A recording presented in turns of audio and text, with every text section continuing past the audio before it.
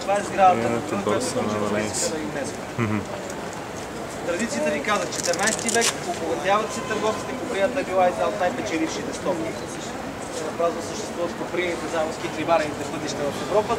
Търговците решават сграда, която да отговаря на възможностите.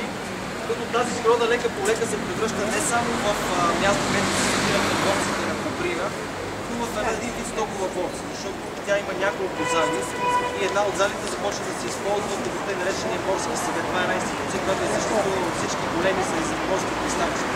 Всичките дела, свързани с пристанищата, се решават в борския съвет. Той също се е помещавал в тази сграда. Тя има няколко части.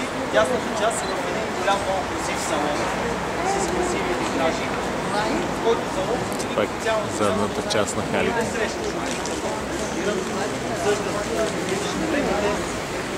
Той справя си